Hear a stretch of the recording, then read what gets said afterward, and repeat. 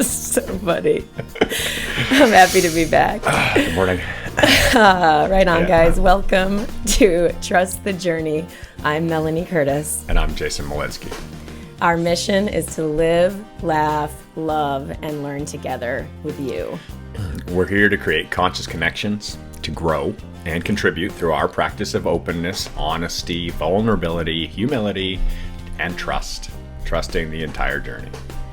Yeah, on the internet, you guys, it's trustthejourney.today on Instagram, on our website, the whole thing. If you would like to join the expanded conversation in the Trust the Journey family, go to our website, trustthejourney.today. Scroll down. There's an orange button to donate on Patreon. Any amount will get you in there. Thank you. Yeah, right on, guys. All right, let's do this. Thank you guys, as always, so much for being here. Thank you, thank you, thank you. Here we go.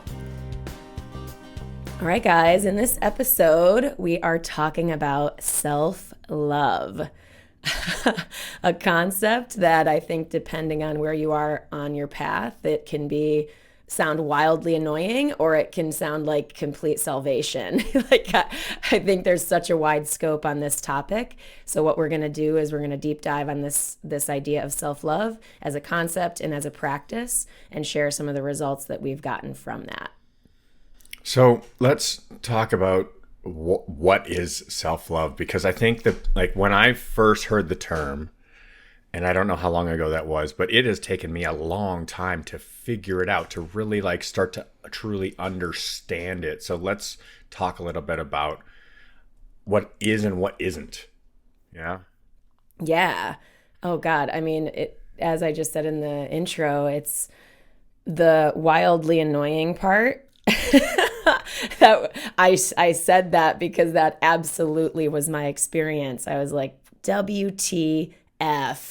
Not cool. What? I have to just love myself, and I can't have other people be loving me too. Like, this whole part of me that wants connection. Of course, that's ridiculous. Of course we can have, and it's healthy and wonderful to have other people loving and supporting us too.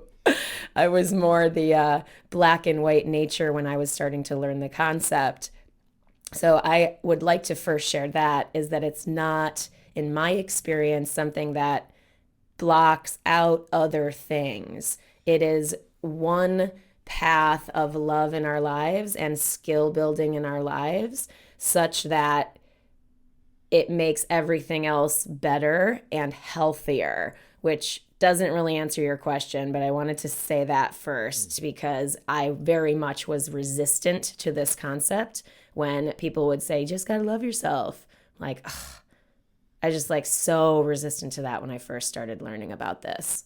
So I was just out on a run, and I literally got back 20 minutes ago, and I was on my run. I was thinking about the difference between wholeness and oneness, right? And I've been working on understanding these concepts for a while. I've had some really long, deep conversations with some really close friends of mine of what's really the goal in our lives. Is it to be whole, or is it to be one?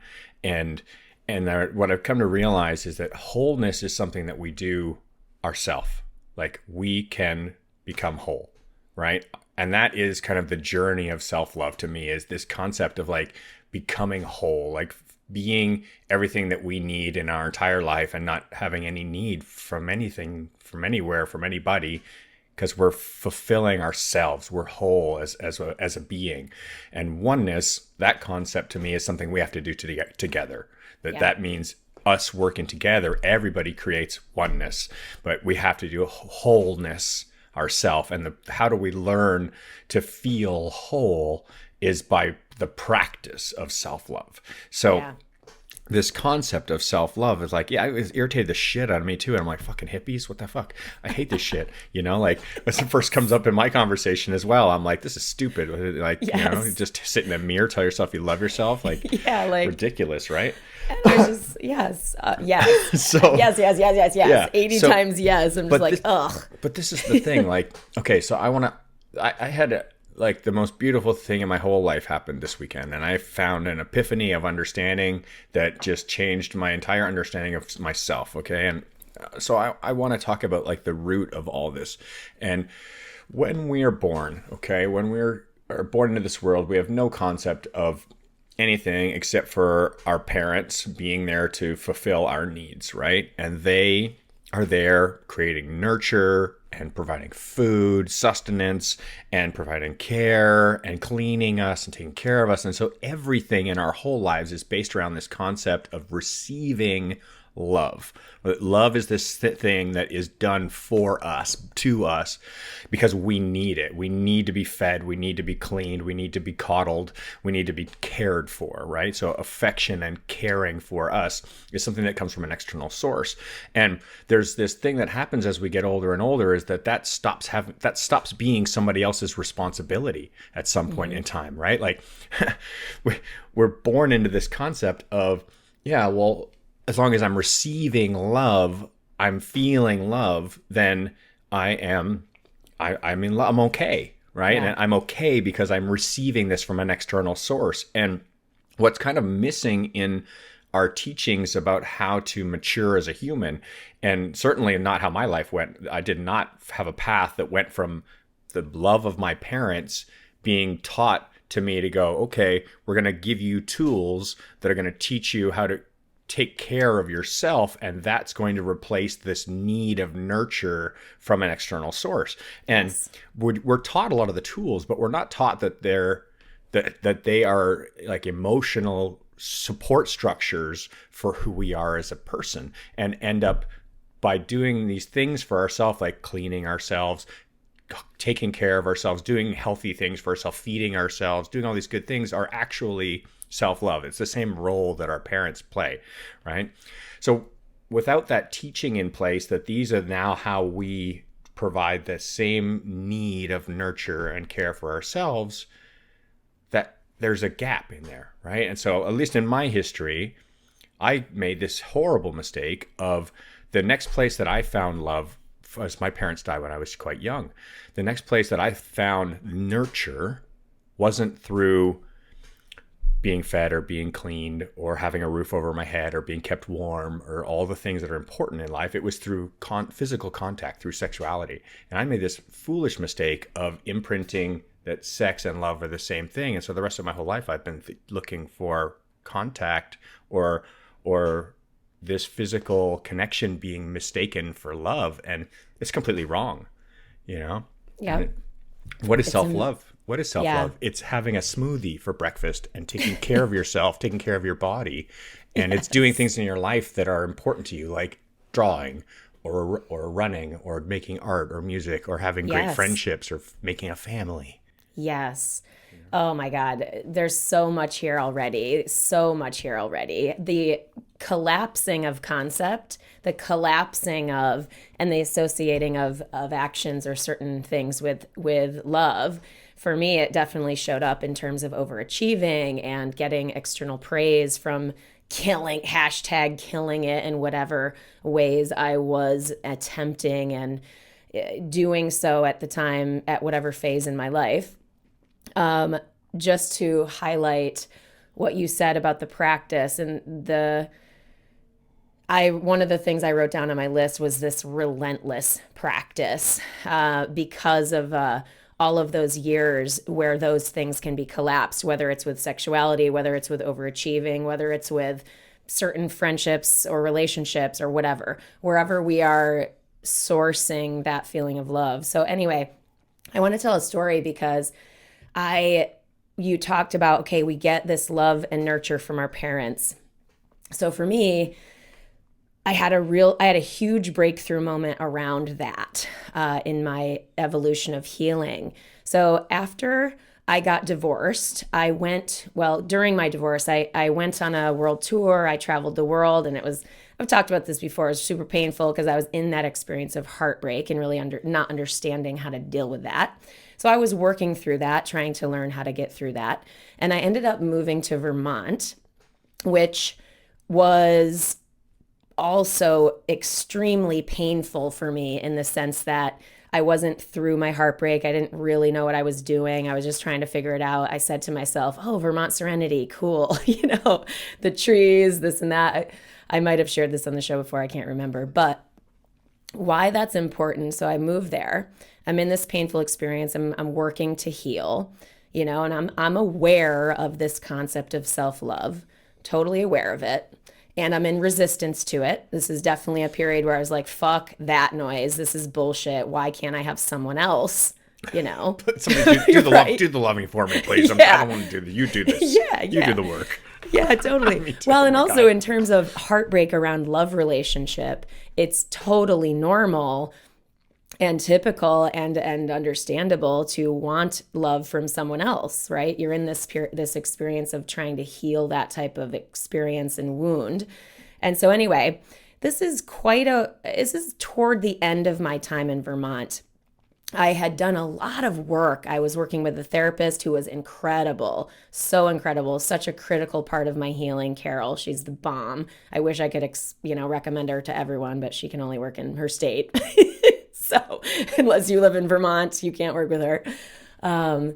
Which is also funny and part of this story in that my experience in Vermont was one of excruciating loneliness. I was very lonely almost the entire time. And I made some friends and it was good. And I came out of that experience with some friends, which was really, really healthy and good. And we're still friends to this day. But for the most part, I was very lonely most of the time that I was there, partly because I was heartbroken, as I said, but also because no one really lives there. It was a very isolating experience for me.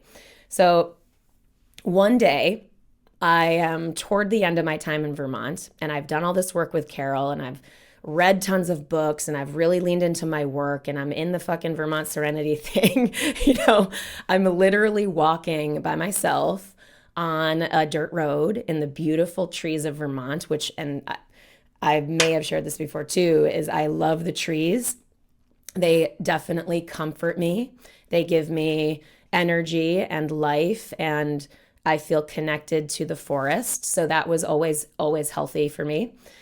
So anyway, one day I'm walking on this dirt road and a wave of it hits me again, this agony, this agonizing loneliness. And I was just like, what the fuck? Like, what am I missing? Like, what on earth am I missing that I am still feeling this much pain, right?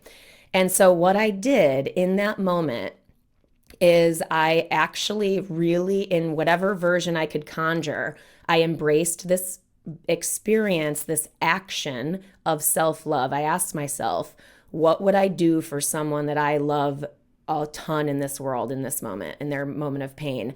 And also, what would I want my mom to do for me? I really thought about if I'm my mom, if I were embodying my mom right now, what would she do? And and this thing, so I literally put my arms around myself. I hugged myself. I stroked my arms and I said, hey, it's going to be okay. I comforted myself with words. I did exactly the experience that I would want my mom to do for me. And it really was a breakthrough moment because it helped.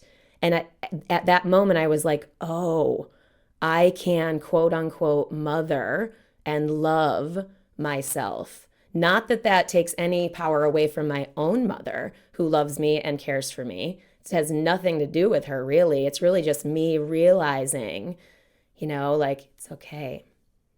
You're going to be okay. I love you. Right? Stroking my arm. That shit was powerful. And I still do it to this day. If I need a hug, if I need to comfort myself, I'll say it out loud. And it really makes a difference. So it might sound weird, and I felt weird doing it, but I encourage people to step into those experiences because for me, it was transformative. It's amazing how you touched on the exact same concept, that it's what would your mother do, right? Where do you know the source of love? Yeah. And we all think to the role of our parents, right? That's where love, the concept originates, is in this genetic connection to where are we born from. Yep. And I think even the mother role even holds to, I'm speaking from my own biased position, but I feel like the mother role holds even more power than the father role in that scenario of being literally born of the mother, Right. Yeah. So it's so true though, right? That, and I mean, what we had a question the other day in the family, right? I think it was in the Trust the Journey family, and it was maybe that question was in there. Maybe the question was somewhere. No, the question I think ended up somewhere else, but the same topic was in there. Was, yeah, okay. It was if the question was being asked, did you go to college? Did you go to high school? Kind of thing. What did you learn? What didn't you learn at high school that you wish you had learned? Yeah. I wish they had taught me. I wish they had taught me at school that we are going to become responsible for performing all the loving actions that our parents perform for us up until the point where we become mature or adults. And when we become adults, the responsibility of love and nurture falls upon us. And here's the tool set that you're going to use to fulfill these roles. Oh my God, wouldn't life be so much easier if we had this freaking explanation done in an afternoon? Right. Holy cow. It's like, oh, okay, cool. Yeah. Noted. Yeah, I'll just put it on my list. a simple chapter in a book that's like, okay, these things are going to make you feel better. Give yourself a hug, stroke your own hair, tell yourself everything's going to be okay. Totally. Get yourself a cup of soup, right? Right. Oh my gosh. So true. Yeah. But these are like the pain points of love, right? So think about, these are the times when you're like, oh, I'm in need of love. But how does your parents also love you? Is by providing the context for you to grow and for you to create yourself in the bigger picture. So putting you in school is a version of I love you by your parents, right? Totally. And so that's something we do as an adult for like, how do I continue to create growth for myself as I put myself into contexts that are going to ensure continuing change and continuing advancement as who I am as a person. Yeah. So whether it's continuing to go to school through our adult life, or whether it's doing things like being involved in an athletic club of some kind to stay physically healthy, or whether it's putting food on the table that's truly nurturing and not just, you know what I mean? Like really food that's good for you, that's actually caring for you. Absolutely.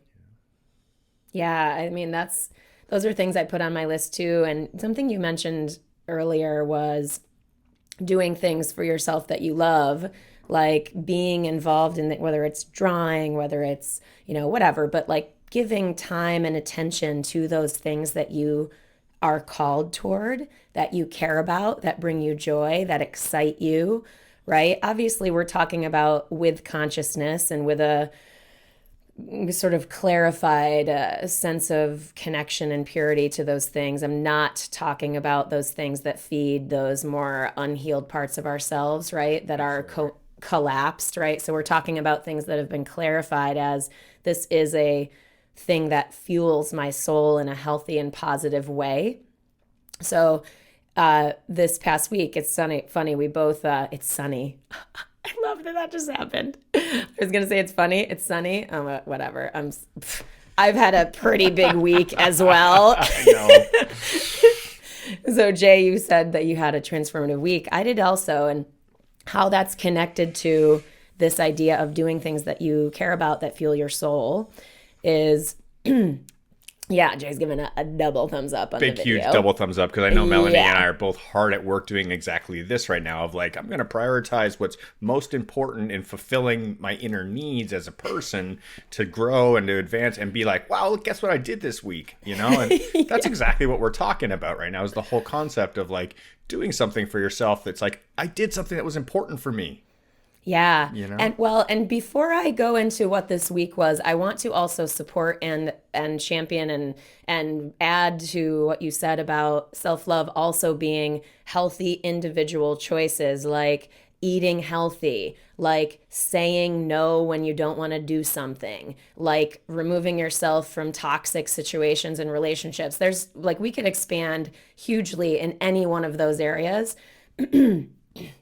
Excuse me, and also this road of going and doing things that fuel our soul. So like there's lots of different pathways to loving ourselves, and I think all of them matter in their own unique ways, and they will be that level of mattering will depend on you and where you are in your path. So, like, as you're listening to us share, recognize where it might be most powerful in terms of self love. What might be the most loving move for you?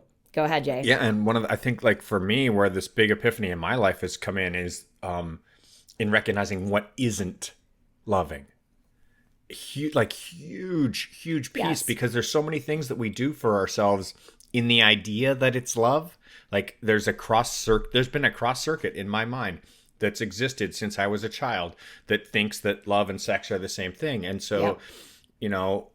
I would feel like, oh, I'm getting everything I need if I'm getting this. If I'm getting sex, I'm getting what I need. But really, what I need isn't sex. It's love, and love comes in all these other forms. So that could also be in the form of food, right? Yep. Like, so, and this is one that I suffer with, is where I have to retrain myself. I'm like, eating a big plate of food is not loving myself. It is nurturing this idea that I had to eat this big plate of food that my mother would put on the table, and that and I had to eat the whole thing.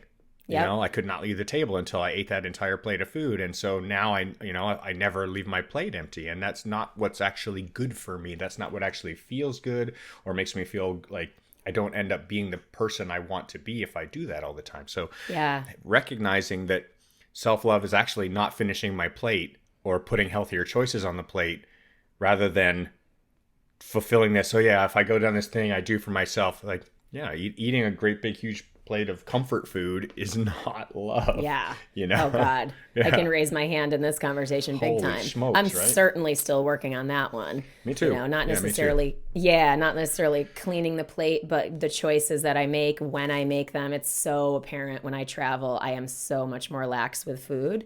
Again, that's a different conversation, but also one I'm aware of, and in sort of the workaround in terms of self-love, knowing that what I put in my body does hugely matter. That's self-love, huge time for me as well. Shoot, what was I going to say? I was going to say You were something talking about this week. Oh, the people pleasing thing. So you're like you're collapsing love and sex, and I just can't not highlight the collapsing of nurturing and giving to other people. That's before we understand boundaries, and I'm saying this from my own experience big time, is this tone of people pleasing, right? That if people are happy, if people are, Approving. whatever, yeah, we're quote giving to other people. That, because I've heard this a lot, and I used to say this myself, things like, that's just who I am, which I really loathe that sentence, because Thumbs that is down. bullshit. Yeah, Jay's thumbs downing. The reason I say that's bullshit is because that basically sets you up to never be able to grow. And that's a version of digging our heels into a certain thing. And I get where people, and I don't say this in judgment. I say that's as an invitation to reflect where we say that kind of sentence. That's just who I am. That's just what I do. Really look at those areas, because for me, I definitely consider myself a loving, caring person. I aim and consciously aim to be generous of my time and attention and the resources that I can share with other people. I care about that. I would say I've chosen that for who I want to be and the kind of character I want to have in my life. And without understanding of boundaries, that can easily go into an unhealthy zone of people pleasing and sourcing love from the results that we get from generosity or like sort of unconscious generosity. So just look for that, because that's something I've noticed in my work as a person growing into self-love, is going, oh, it's actually not self-loving to me if I'm giving beyond where I'm truly capable, where I'm going to fall off the emotional or energetic cliff and then be in a state of, breakdown because of that over giving and over nurturing of others. Does that make sense? Absolutely. So this is the exact same thing that I've done with myself with it's like attention seeking or approval seeking, right? Like, oh, Yep. if this woman approves of me or shows interest in me, then I can feel okay about feeling good about myself, kind of thing. Yep. And this is the same of like, it's all the same stuff of like how, and this is the patterns that we've created through our parents Yep. of how do we get our parents' attention, and how do we, get them to show interest in what we're doing, and we make up these behavior patterns where I like become really good at doing this one thing so that I can be receiving a little award. Good job, Jay. You did so well. I'm so proud of you. Okay, cool. If I keep doing this my whole life, then I'll continue to feel good about myself. Right. Bullshit. you know? Oh God, it's so amazing. Yeah. It's so empowering to start to understand this stuff and start to understand where we can take action and lean into this quote unquote relentless practice, which the way I describe it sounds daunting probably, but it's I like intense things. Life is pretty relentless. You don't really ever get a break. So it's like, if anybody thinks that doing something relentless sounds overbearing, wake up every day. Right? Yeah, and see what it's like to wake up every day and see how overbearing that feels. Relentless. Talk about relentless. Oh God, I'm alive again. Shit, I went to bed. God. I was dead for a minute there. I was all quiet. I got to sleep. Oh, it's so awesome. Oof. I love fierce words too. Anyway, so to go back to, so with that whole section I want to bring it back to what you talked about in terms of a self-loving act, to do the things that matter to us, to lean into those directions that matter to us. So this last week, I attended an event called Hatch. It's, thank you, my friend. I know Melanie I just want to stop you right there for a second, because Melanie has been just over the top excited about this for weeks now. She's put so much energy, so much of her own self-love into making sure she shows up to this at her full potential. And I'm so proud of you, Melanie, for everything that you've done, because I see your dedication, I see your passion, and I see how much joy you have brought yourself by staying committed to your cause here. And congratulations. Thank you. Yes. Thank you. Yeah, it's cool because so I first became connected to the Hatch community about 4 years ago through one of my really good friends who is also growth-minded, who I met actually through doing landmark education a long time ago. And we stayed connected. We're very close friends to this day. Anyway, she got us tickets to this conference in Montreal called C2, which is a creative conference, entrepreneurial conference. And I love that type of stuff. So for me, that's a self-loving move to go and be in and immersed in content and communities that are of those like minds, that are working to create positive things for the world, working to make impact in the world. So I go to C2 and I meet the Hatch community. Excuse me. And there's something about it. There's something about this community. I couldn't put my finger on it at the time because I was at a different point in my own healing and evolution. But I was like, something's good here. Like I want to stay connected to this community, this group.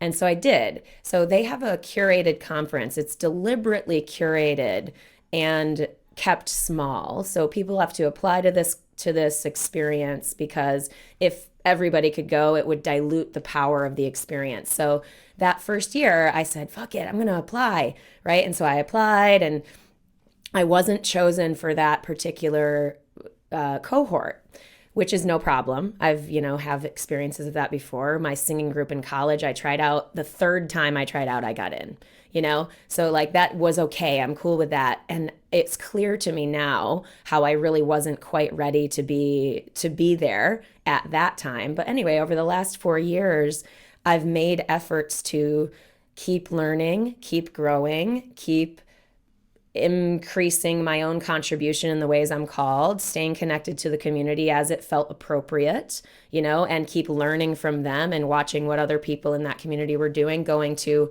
other smaller events that are not the main conference, just making the effort to stay connected to this thing and this community that felt energetically supportive to my work and self. Again, self-love, those types of choices, allocating my resources of time and attention to those things.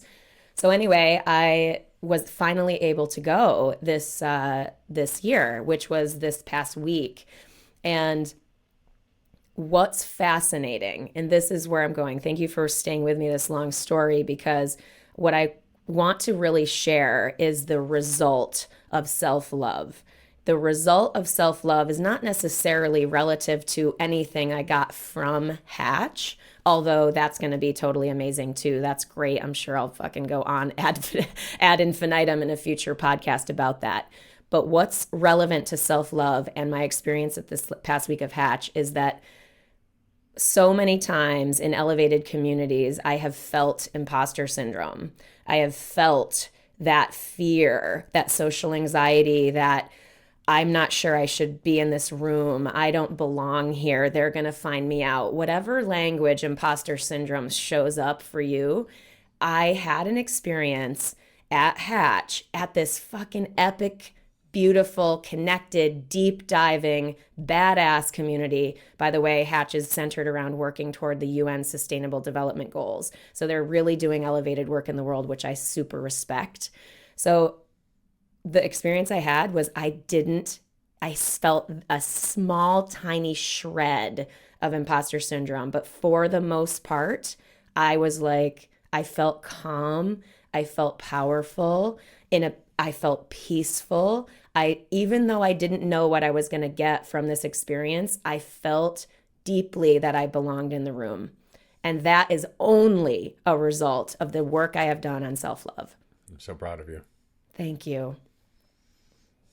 Amazing. And I shared that, by the way, on the mic to the group. The other thing I'll say is that the other thing that self-love allows you to do is it allows you to step up and into conversations and experiences that still scare you. And so that's part of the work I'm doing too. Now that I have this sense of peace and this elevated sense of peaceful power and confidence in myself, I'm able to step into conversations around equity and inclusion. I'm able to step into different conversations in love relationships that I wouldn't have been able to do before. So like that only has become possible for me because of self-love. I completely echo that. I find that the more work that I do in myself to, excuse me, to really dig deep and to find my root causations and the real why I love me, and doing the work to give myself a reason to love myself. Like the reason I love me is based in not I look in the mirror and I think I'm pretty and vanity, or I have lots of money so I love me, or I'm living up to my parents' version of who I should be. No, the reason I love me is because I hold my fucking values at the top of my priority list, which is love and gratitude. And those are the things that are the highest value in my life. And if I continue to default to those all the time and hold those up to the top of the pole and wave my flag and never put them down, then and I do that for myself and I do that for anybody else around me, then I'm happy with who I am as a person. And if I fix the problems that I've made for myself in the world, and I go and I freaking apologize to the people that I've wronged, and I fix all the things that I've done wrong, and then I can stand here and I can look at myself in the mirror and I can go, Jay, did you do a good freaking job or not? And I go, yeah, I did a good job. Yeah, I did some things wrong. Yeah, fucking made a mess out of that shit. But I fucking fixed it, man. I went and I said, I'm sorry. I went and said I was wrong. I filled that debt. I completed that, and I hold my principles at the top of the pole. And I say, this is why I love me, because I do the things that are important to me in my life. And my mother would be proud of me because the things that she taught me to value as a person are what I uphold in myself. And so I can love me for who I am because of the things that I value. Yeah, so huge. It's huge. Doing the work to determine what we care about and then living into those things. I am not saying that is easy. Like you going and apologizing and making right. Oh my God. Talk about being proud of each other. Seriously, that is fucking inspiring stuff, because that is so not easy. In my experience, not at all. Yeah, and it takes a lot to just be like come to realize where we're wrong, and like back down from position of like ego. Yep. Of concept of, having done something for whatever reason. And in the end, it's all like, it's just being present to the human experience and recognizing that we're all, and just, I love you for your human experience. I love me for my human experience. I love everybody for their human experience. And it's not like there's something of anybody being any better than anybody else, and just leveling that playing field in ourselves of like, man, I give myself, I'm sorry for the things that I've done wrong to myself, and I give myself permission to forgive myself for those things. And that's the root, right? Like the forgiving ourselves for the things we've fucked up, because we do that. Like everybody does that. There's nobody listening to this podcast right now who didn't really make a freaking mess out of things at some point in their life and hurt other people and do stupid shit. And you got to forgive yourself. And I'm talking to you, Heath. I love you, brother. I'm talking to you. And, you got to forgive yourself, man. You got to let that shit go. And you got to be like, you know what? I made some mistakes, but that's okay. It's not who I am anymore. And I'm willing to elevate my person today over who I was in that previous point in time, and I'm willing to be a better version of who I am, because I feel better when I go to bed at night, and when I wake up in the morning, I'm ready to have a day that's like, okay, let's do something cool today, instead of like, oh no, what have I done in my past, or what am I going to continue to repeat today that I've done, what are the patterns? So it's and that's a huge thing that you brought up. And for people that are listening and that are wanting to have this quote unquote work for them too, I would highlight that experience at the beginning. And I'm air quoting that as well, because I feel like the quote unquote, the beginning lasts forever. We see right.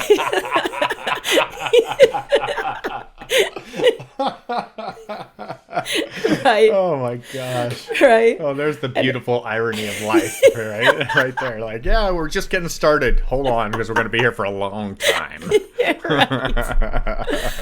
I care to highlight that experience or the feelings that come with this, because so many people, and myself included, and I say this from my life coaching work and work with friends, but for sure from my own experience, is you want it to take less time than it will take.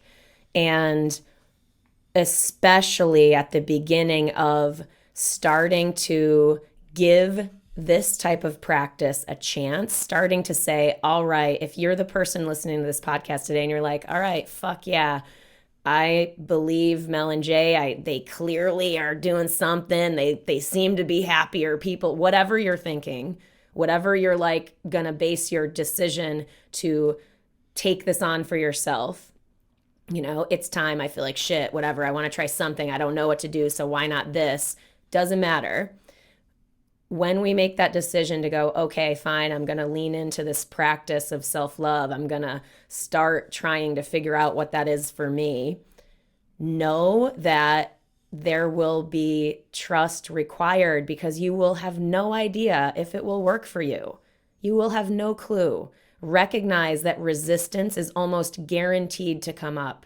Guaranteed also that it's likely to not work every time, and that you have to still stay committed to the practice over long periods of time. Like, this is years of shit. Like, my share about my experience at Hatch, feeling like I didn't have imposter syndrome, actually, that is only because of years and years of this. So, and that can feel very daunting. So I don't want it to feel daunting or impossible, because it's so not. It's so possible.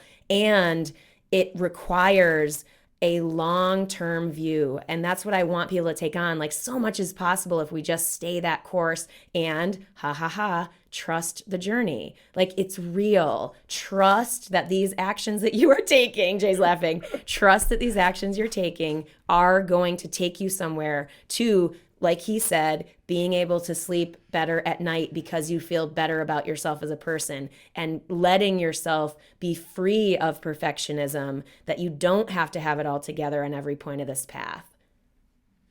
Every journey is made up of a collective series of steps, right? There's no teleporters in our lives. We don't jump from one point in our life to another point in our life. We get there day by day, hour by hour, minute by minute, second by second, thought by thought, action by action, right? Every single little piece gets us closer to the next piece. And we can go backwards, in ourselves. We can't go backwards in time, but we can go backwards in ourselves. We can go in the wrong direction internally with our thoughts and our actions, and we can go in the right direction internally with our actions, and internally with our thoughts, and externally with our actions. And that's the choice. That's self-love, is making the choice to intentionally create the thoughts and make the actions that are going to take us in the direction of growth.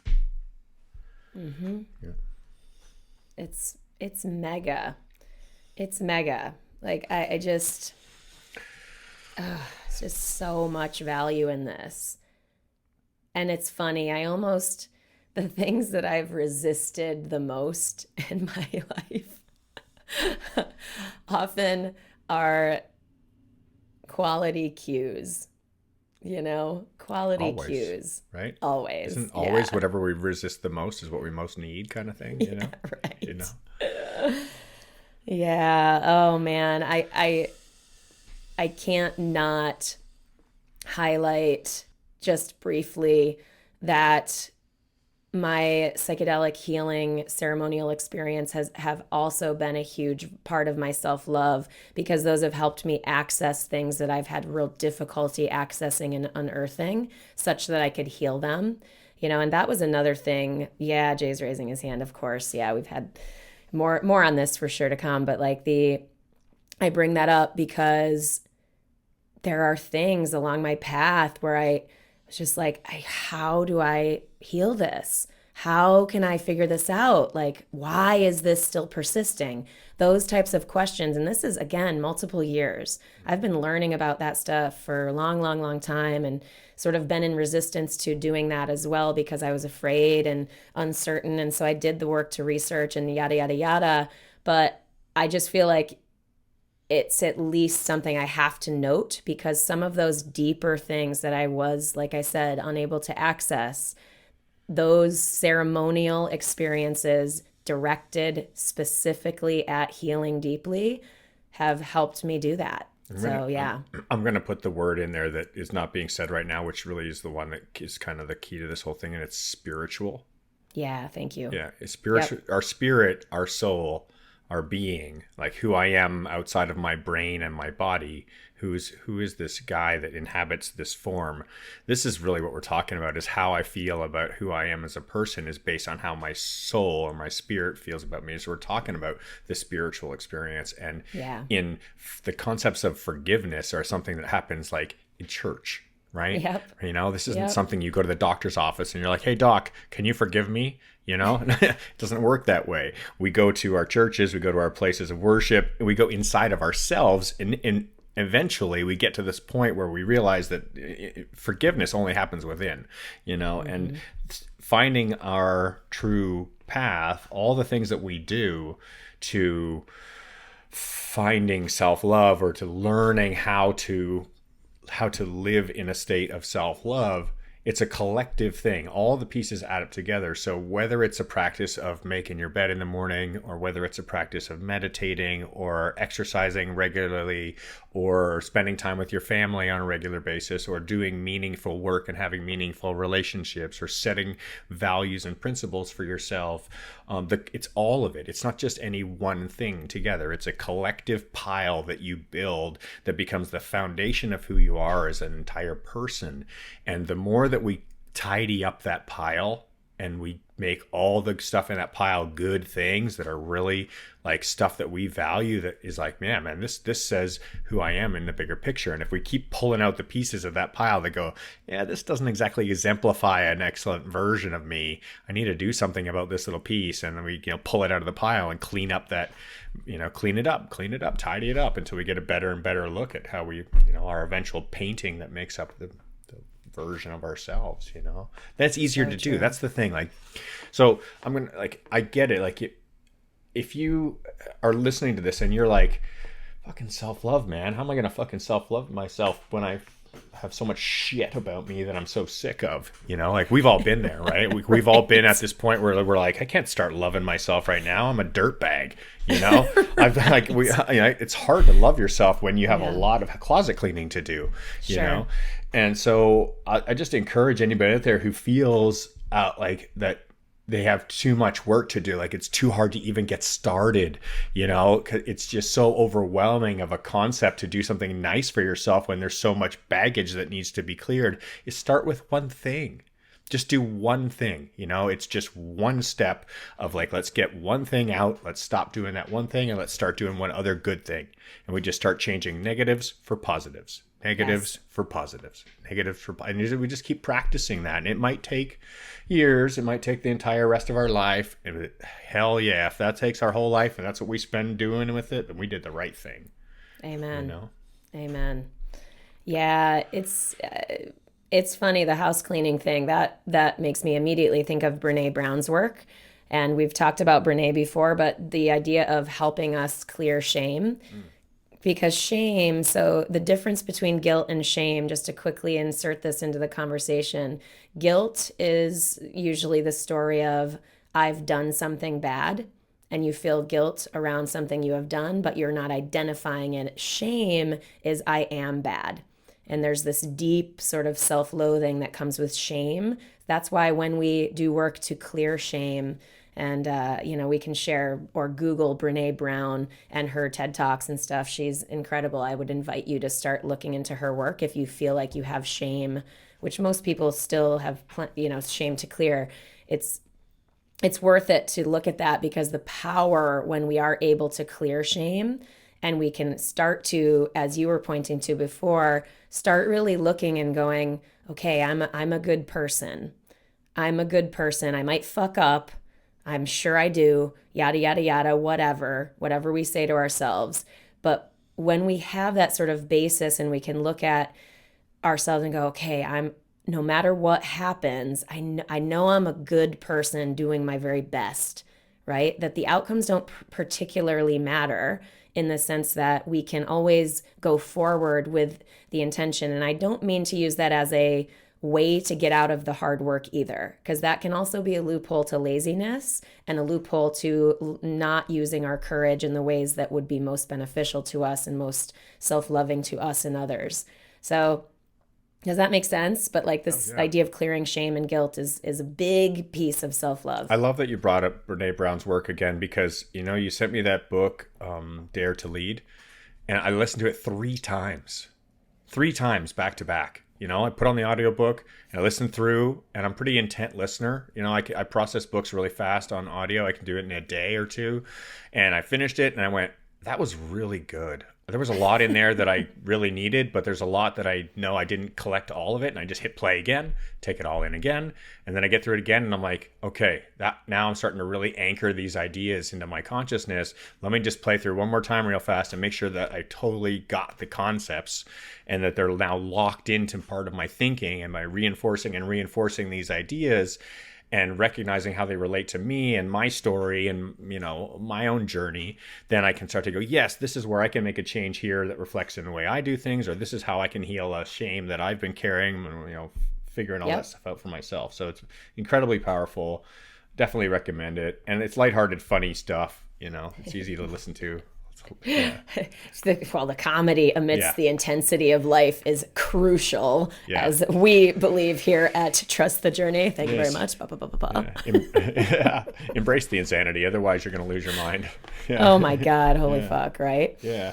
Yeah, Brene, Gifts of Imperfection, Power of Vulnerability, Dare to Lead, Daring Greatly. She has a ton of books. So depending on which title calls to you, I would say, I agree with Jay. Give it a listen. It might be a good place to start. So tell me something you're doing for yourself today, Melanie. What's a version of self-love look like today? Yeah, a version of self-love today. So I just got back from super intense travel and intense engagement with other people outside of my home. So I'm back home. I got home on the red eye last night. So what a version of self-love was going to sleep literally at 8 p.m. last night. I slept 12 plus hours. That was amazing. And today I am most likely going to do all of my work in my pajamas. Comfy. That's self-love today. Awesome. Yeah. Very nice. I made a point to get out of bed, put my clothes on and go run and get 45 minutes of solid hard workout to start the day. That is something that and I'll just speak to our listenerships on if you're on your journey of like, how do I, it is freaking hard for me. It is freaking hard. It has not been me. That's not been my life. I've been a lazy, sleep in till 10 kind of guy, like just not driven to get up and exercise in the morning. And I've had to train this and train this and train this. And I still loathe it. Like the concept of the, is like I wake up and I'm like, bleh, I don't want to fucking do that, you know? And all it takes is just doing it anyways. Just do it anyways. And then afterwards, I'm like, yes, I'm so glad I did that. I feel amazing now. I feel fantastic. Like my whole body is feeling excellent right now. And I'm in great health right now because of this continual practice, you know, and this podcast is an absolute version of self-love. You know, it is so powerful to be taking action on the regular towards leaning into opening the conversation about where are our weaknesses, where are our challenges, where are the things that, you know, that we value, what do I want to overcome, and working in teams. You know, that's a huge one. That's a massive thing towards self-love, as well as spending a lot of time alone. That's one for me too. Yeah. Well, I love that you brought up, just to quickly highlight this part, you brought up the gritty nature of doing it even when you don't feel like it. So that's a lot of the work. That's a lot of what self-love feels like, I think, in the practice and the relentlessness of the practice over time. I tend to be not at risk of I'm more at risk of doing too much and exhausting myself to the point of breakdown. So that's why, like, for me, it would show up as I'm going to be in my PJs and I'm going to sleep longer. Those things, because for those like type A, super, super engaged, work people, which is what I used to be and still am in a lot of ways because I'm connected to things I care about, I still am often need to watch where I need boundaries in terms of my physical health and my emotional health and balance. So that's why for me in this instance, self-love shows up as those more relaxed things. I have to intentionally bring more relaxation and that version of self-love into my life because I'm more prone to the exhausting myself thing. Absolutely. Yeah. Wow. Right on. Any final thoughts, mid-year? So much we could always talk about per usual. You know, I think, you know, if I was going to say, for our listeners, you know, if you're like, how do you choose to take an action today towards self-love, is like, I would say an action step. Like what I like to close every meeting that I have when I'm having a meeting with any of my teammates or colleagues is like, okay, two things. When's the next meeting? And what's the next action that's going to happen between now and then that's going to get us closer to our goal? So first of all, to your listening, are you going to be on the next podcast, or are you choosing a next thing to listen to continue inspiring you to stay on your path of growth and of learning and of forgiveness and of like, what's the next thing that you're planning to continue this path? And then what's the next action? So for me, you know, the first action today was having a run. Second action was having a smoothie. And then third action was doing a Trust the Journey project. Well, what's my next action is I'm going to dive into some other projects that are very important to me that I want to fulfill. I'm going to feel good for fulfilling my responsibilities in those areas. And so here's one that it's an example of like something I put off forever. And I'm like, oh, I could go to yoga today, right? And how many times have I not gone to yoga because I'm just like, whatever, I make up some excuse not to go?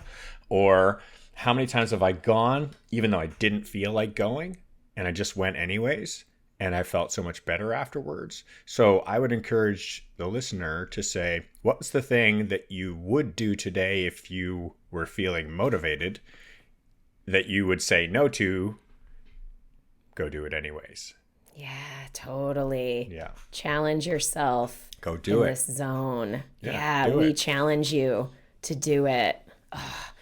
Relative to the working out thing, just quickly, that I used to really resist that as well. Oh, gosh. And it eventually, so I learned for myself that the morning is not my jam. I'm cognitively, creatively, mentally so on point in the morning. I chose to use that in the morning. And then what I ended up doing is the gym and physical activity, getting outside for a walk or going to the gym for the elliptical or whatever, I started to use that as like, oh, that's my break. Yeah. I get to use the gym, which is kind of weird, but I sort of reframed it in my mind around that's where I get to take a break. I can listen to some music, I can listen to a podcast or an audiobook while I jam on the elliptical or while I walk outside. And it's almost like a reward for me now because lifestyle wise, I have the flexibility to be able to choose that for myself. So I'm grateful for that. But yeah, not easy. Not easy. Yeah. Yeah. Yeah. Challenge yourself, people. Yeah. What have you been holding off on, putting on your list, but not getting done, not doing? That's for you. You put it on your list for yourself, right? Like nobody else put it on your list. You put it on your list. I put it on my list. Why am I not doing the thing I put on my list? I bought a gym membership. Why am I not going? You know, that kind of question, right? Yeah. Well, and Bicycle's guys, in the garage. Go get on it. Yes, exactly. Yeah. Oh my God. Well, and this is the thing. So this is where I feel like bringing up the Trust the Journey family again is sort of as we wrap up this episode, feel free to join us in there. Post in there. Be like, this is what I'm working on. It's a safe space. And that's what I love the most about it is it's emotionally safe, not curated, but led and moderated by Jay and myself such that emotionally safe, values-driven space is always there for the people who are a part of that community. So if you are called, feel free to join us for real. There's the Patreon link. It's at any amount. It's really more just we want people to have some version of buy-in because we believe that helps people engage more in that group and people will get more out of it as a result. So it's really about creating community. So go to trustthejourney.today if you're interested in that. Scroll down. There's an orange button on the bottom that says donate on Patreon. Very cool. Yeah. Anything else? No, just so grateful. Everyone's with us always, and keep you laughing. know, if you keep loving, keep trusting the journey. Yeah, remember, keep laughing, keep loving, keep trusting the journey. So awesome.